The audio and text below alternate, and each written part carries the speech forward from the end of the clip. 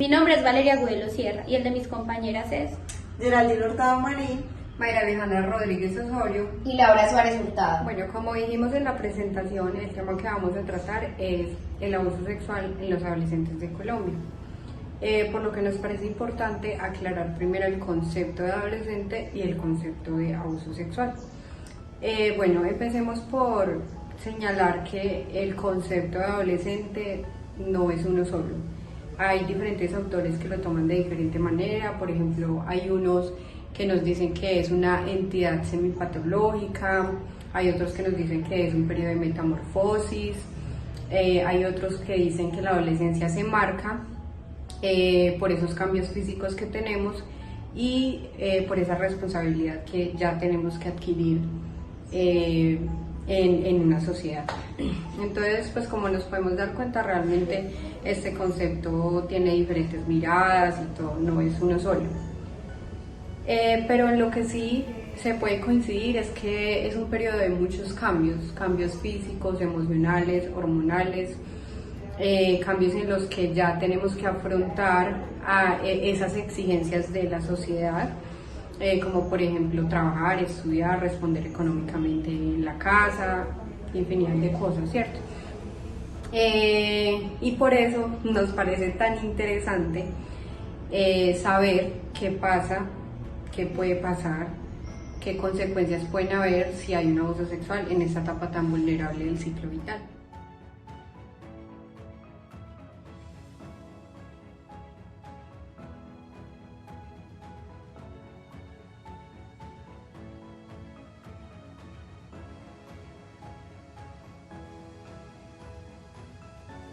Las niñas y las adolescentes son las víctimas más frecuentes de abuso sexual en Colombia, o así nos lo dice el ICBF, diciéndonos que en el 2018 hubieron 7.800 casos de abuso sexual entre las edades de 14 y 18 años, es decir, el 85% de los casos de abuso sexual contra la niñez.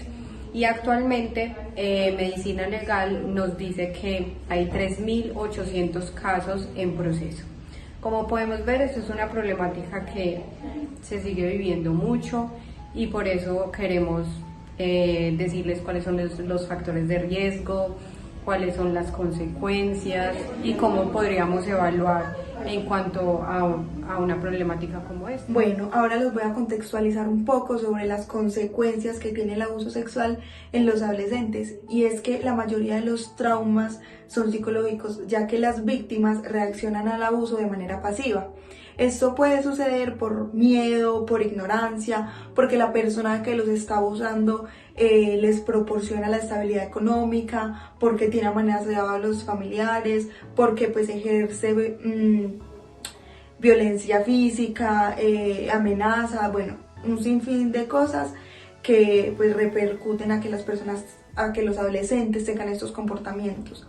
También hay que tener algo muy en cuenta, y es que entre más cercana sea la persona que está abusando, más fuertes son las consecuencias, ya que el joven siente como que se va a quebrantar esa confianza o como que se siente engañado, por decirlo así. Entonces en este momento les traemos como dos factores, por decirlo así, y es la salud física y la salud mental. Cada una de estas a largo y a corto plazo.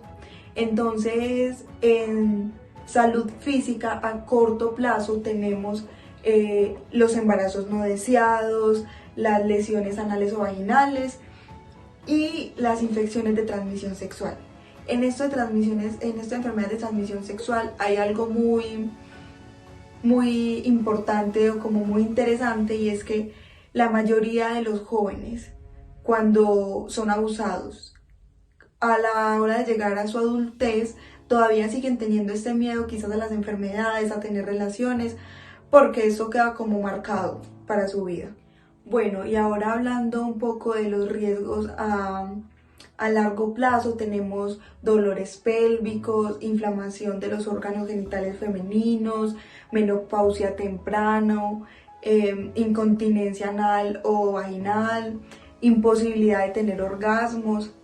Ya si hablamos un poco de las posibles afectaciones que tiene el abuso sexual en la salud mental, podemos decir que a corto plazo causa reacción de estrés agudo, trastornos de estrés postraumático, crisis de pánico, depresión, ansiedad de separación de las personas quienes le cuidan, fobias, afectaciones al sueño, trastornos de la ingestión, trastornos psicológicos y del comportamiento asociado con el desarrollo y la orientación sexual, pérdida de control de esfínteres.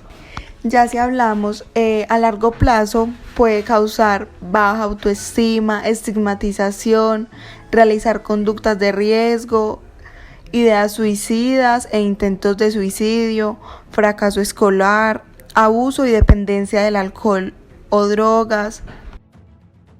Para terminar un poquito, hay que tener muy en cuenta que los jóvenes, las personas que han sido abusadas, deben recibir consulta psiquiátrica o de psicólogo, y de esta manera se mira cuál es el factor que se debe fortalecer, porque si hay algo que hay que tener muy en cuenta es que cada persona vive el proceso de manera diferente y puede expresar sus inconformidades, sus sentimientos de una manera totalmente a su vecino, a su amigo, por ende debe consultar a un profesional. Abarcando un poco los factores de riesgo en la adolescencia, encontramos que esta es una etapa muy vulnerable donde se pueden ser víctimas del alcoholismo y la drogadicción. La acomodación y adaptación psicológica del niño, niña o adolescente es necesaria para sobrevivir emocionalmente el periodo abusivo. Este proceso de acomodación a menudo permite que el abuso siga su curso aparentando una vida normal, con solo algunos signos de disturbio en el comportamiento o en la esfera afectiva, que solo retrospectivamente sean reconocidos como indicadores de este abuso. El abuso sexual atenta y pone en riesgo el normal desarrollo de la personalidad del adolescente, así como la comprensión de su propio cuerpo y sus sentimientos. Con ellos se violenta también las reglas sociales, legales y los derechos humanos.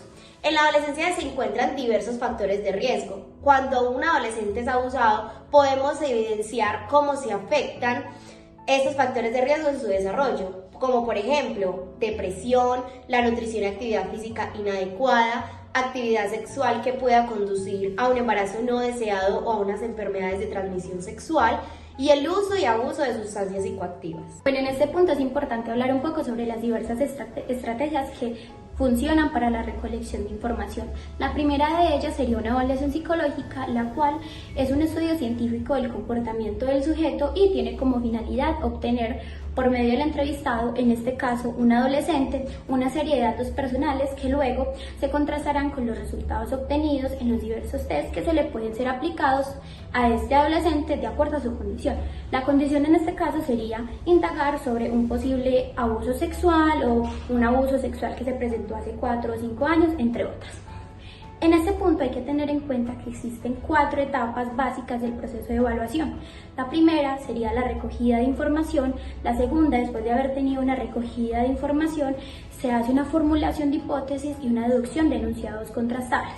Luego de esto se hace una contrastación y por último, después de haber atravesado cada una de estas etapas, se hace una comunicación de resultados, la cual se puede hacer de forma escrita o oral. Bueno, otra de las estrategias que se puede aplicar es la anamnesis. Bueno, básicamente la anamnesis es el conjunto de datos que se recogen en la historia clínica del paciente con objetivos de diagnóstico. Bueno, la finalidad de esta anamnesis es obtener datos que sean útiles para diagnosticar y tratar al paciente. En este caso, la persona que fue abusada sexual, los traumas que se presentaron después del abuso sexual, entre otras. Aquí hay que tener en cuenta que se presentan unos aspectos generales y unos aspectos un poquito más específicos. Entre los aspectos generales puede estar el nombre del paciente, su tarjeta de identidad o su huella digital, su edad, su sexo, su nivel de educación, su dirección de domicilio y la fecha y la hora de examen. Entre los aspectos específicos está relato abreviado de las características de la agresión o el abuso sexual, día y hora en la que ocurrió, consignando circunstancias que hayan sido relevantes en el momento y relación con el agresor o los agresores. En este caso, si tienen algún parentesco, si es el papá, si es el primo, si es el amigo, entre otras. Bueno, y ya por último, hablando de la última estrategia de recolección de información, es muy importante mencionar el examen físico. ¿Qué es lo que pasa con este examen físico? Este examen físico se tiene que dar de forma voluntaria y siempre se debe solicitar de manera explícita la autorización del adolescente para que sea realizado, o en otros casos del padre del adolescente. ¿Esto por qué sucede así? Sucede así porque este acontecimiento suele ser un poco invasivo y traumático para la persona que va a ser revisada. Hay que tener en cuenta que este examen se realiza con el fin de dar un diagnóstico clínico para indicar cuál es el tratamiento más adecuado para el paciente que fue abusado sexualmente. También es importante mencionar que cuando se presenta un abuso sexual se tienden a dejar muchas huellas físicas, como lo son los hematomas, como lo son los desgarres anales y los desgarres vaginales, como lo son presencia de semen, entre otras.